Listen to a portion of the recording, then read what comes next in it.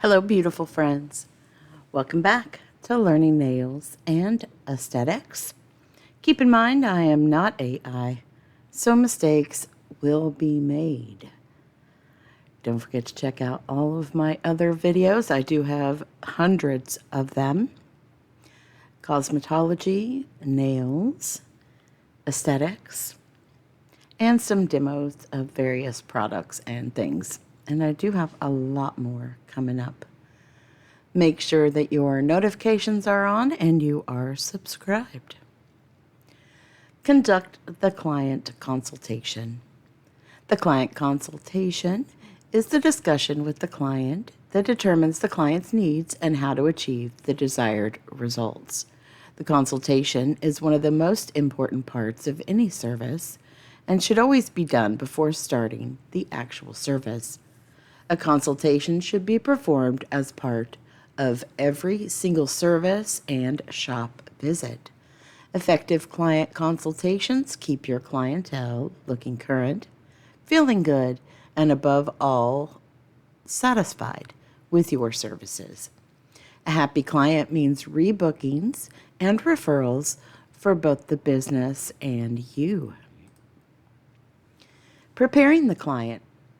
Just kidding. Preparing for the client consultation. Be prepared to make the most of this dialogue and have certain important items on hand.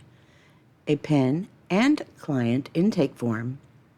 A selection of styling books, pamphlets, literature, and or digital images that your client can look through. Materials showcasing a variety of available service options. A portfolio of your work with before and after photos. Additional material that can help the client visualize potential results, such as treatment brochures,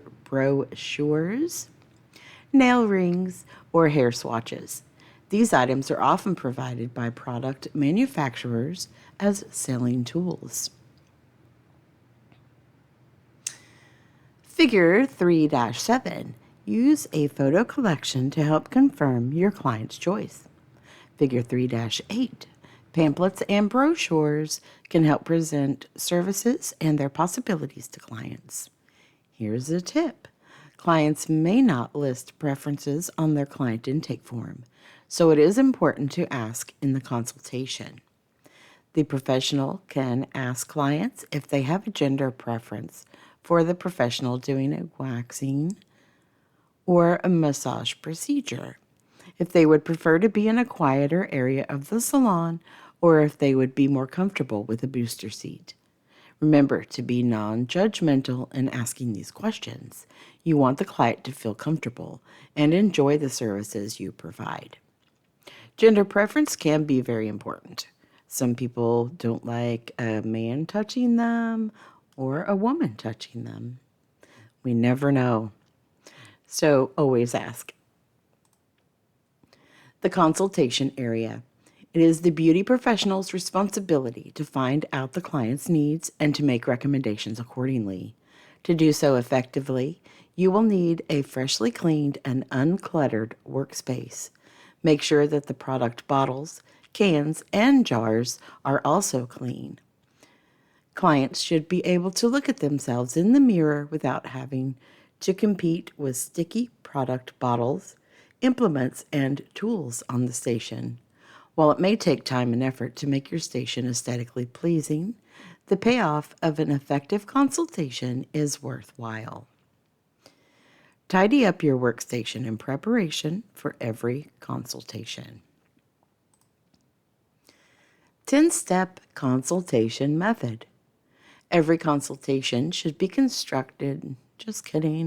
should be structured, well, same thing, I guess, so that you cover all the key points that lead to a successful conclusion. While this may seem like a lot of information to memorize, it will become second nature as you become more experienced.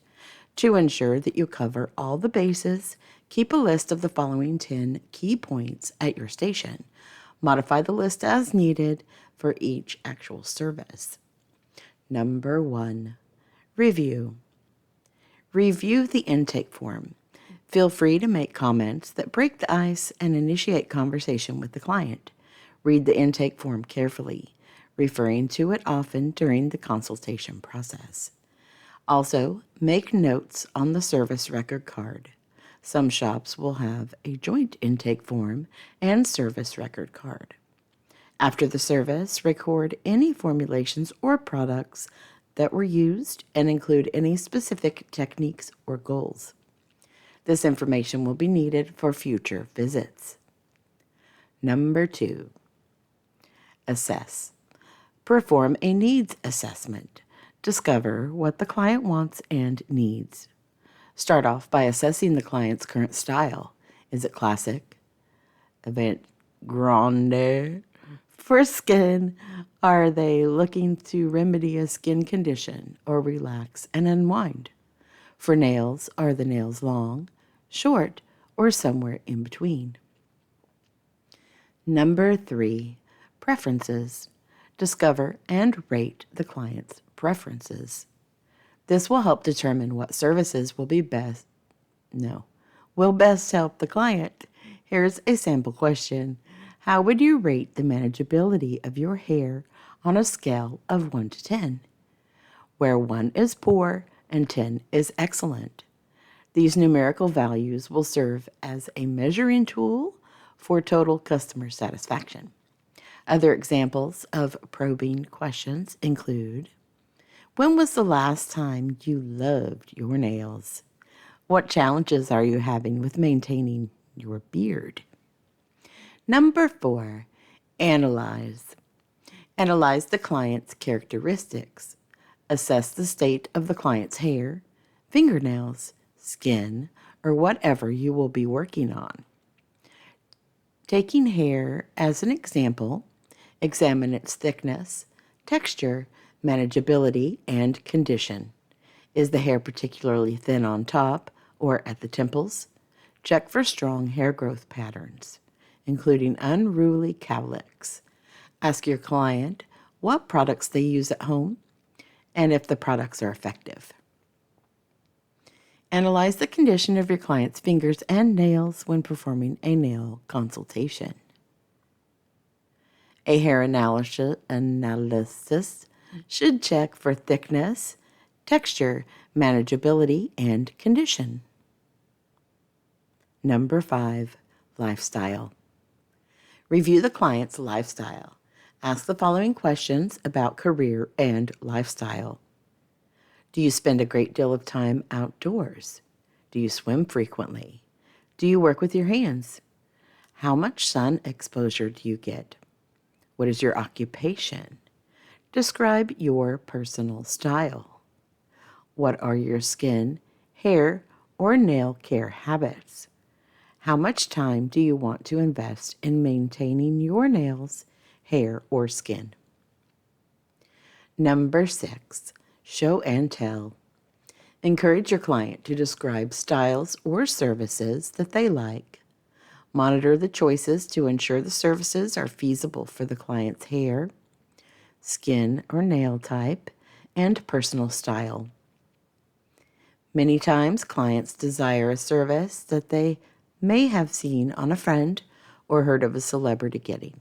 If the desired result can't be achieved, create a plan, offer alternative options, and set future goals. Use style books, magazines, and other image sources to help discuss style specifics with your client. In addition, listen to how the client describes their expectations. If the client says they want their hair short, for instance, does that mean shoulder length? Above the ears? 1 inch long all over the head? When the client's bangs are dry, should they be long enough to touch their eyebrows? In order to make sure you understand what your client is saying, repeat what they tell you, using specific terms like chin length or resting on the shoulders, as opposed to vague terms like short or terms like what? As opposed to vague terms like short or terms like short or long.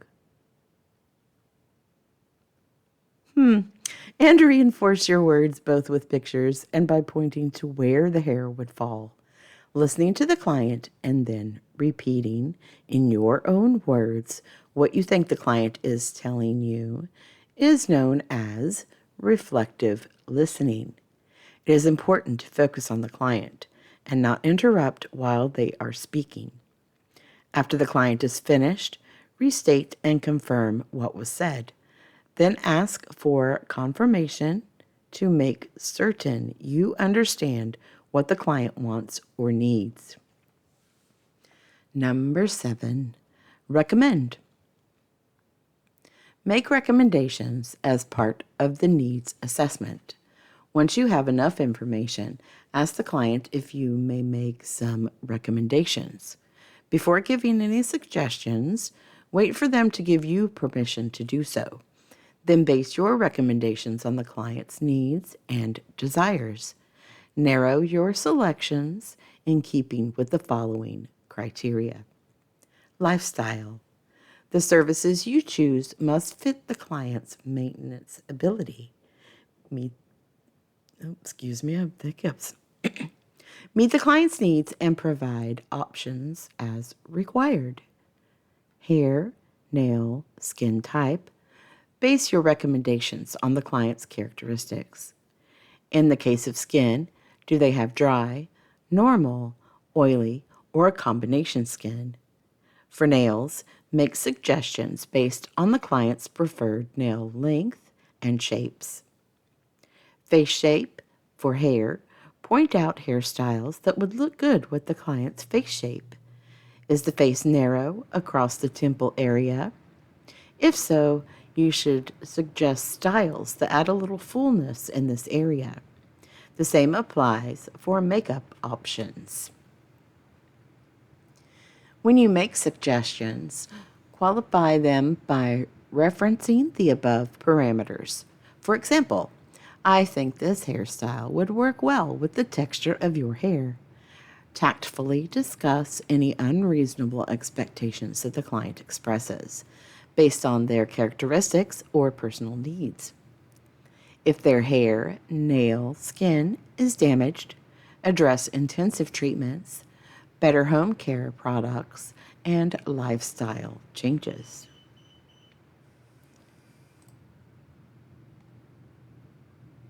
Number 8, upsell. Upsell services. Unless a client absolutely does not want to talk about adding other services, these recommendations should be part of every consultation service. For example, almost everyone can use a paraffin treatment to soften the skin of the hands, or a makeup service after a facial, hair, or nail service to complement a new look and feel. Paraffin wax treatments are an upsell service with broad appeal. Never hesitate to suggest additional services. Be sure to offer 2 or more that will complete the look or improve it in some way. In addition to color, this could be texture services for added hair movement or body, a straightening service to tame curls, a makeup lesson to complement your client's new style, a manicure with matching nails, a massage or facial service, and so on. When talking about any beauty service, be very careful to make sure that you and the client are speaking the same language. Beauty professionals are accustomed to the technical side of services and tend to use terms like multidimensional highlighting or monomer liquid and polymer powder. This can be very confusing and misleading to clients. Use pictures as much as possible. The term blonde to a beauty professional might be platinum blonde. To a client, it may mean a few fine streaks of medium blonde around the hairline. Let photos be your guide. Number 9, maintenance. Discuss upkeep and maintenance. Counsel every client on maintenance services, lifestyle limitations. Clients receiving exfoliation, for example, should avoid sun exposure. and at-home maintenance needed in order to look their best. Let the client know that throughout this service, you will be educating them on various products that you would recommend for home use, and that at the end of the service, there will be an opportunity to choose the products they need. Number 10, repeat. Review the consultation. Reiterate everything that you have agreed upon by using a phrase like, "What I heard you say is." Make sure to speak in measured, precise terms. Use visual tools to demonstrate the intended end result. This is the most critical step of the consultation process because it determines the ultimate service or services. Always take your time and be thorough.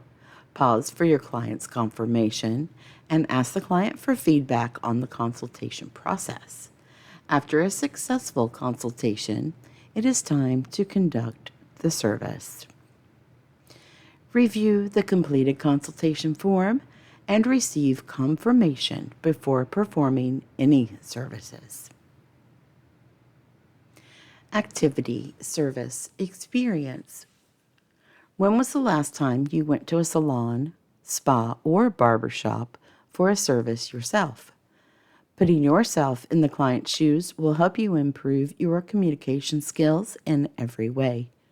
First, recall your most recent shop visit.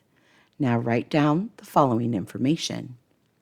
What was your first impression of your beauty professional? What were your beauty professional's best verbal and nonverbal communication skills? What questions did you ask, and what was their reply? What questions did you want to ask, but didn't, and why not? What would you change knowing what you know about how to communicate with clients? Would you have asked more questions to make certain you got what you wanted? Would you have avoided a certain subject? Do you think you communicated exactly what you wanted? What questions did you ask that your clients may not know to ask, since they are not beauty professionals? Focus on retailing. The best way to make retailing recommendations is to use this 3-step plan to discuss the what, why, and how of the recommendation. Once you have chosen a product for the client, explain, "This is what I recommend." Next, explain why you recommend the product. This is the perfect time to refer back to the concerns that the client expressed during the consultation. Finally, describe how the client should use the product at home. Educating clients using these 3 steps helps them better understand your recommendations and makes selling the home care products much easier. Concluding the service. Once the service is finished and the client is satisfied, take a few minutes to record the results on a service record card. Note anything you did that you want to do again and things you would do differently next time. Also, make note of the final results and any retail products that the client purchased. Be sure to date your notes and file them in the proper place. Depending on your place of work, some shops may enter the information on each client into a client record database. Take time to record your results on a service record card after each and every service. Check in. What are the 10 steps of the consultation method? Our next video will be handle communication barriers. Don't forget to comment, like, share, and subscribe to appease the YouTube algorithm gods, as well as watch my other videos. And we now have memberships available. I appreciate you watching. Have a great day. Bye.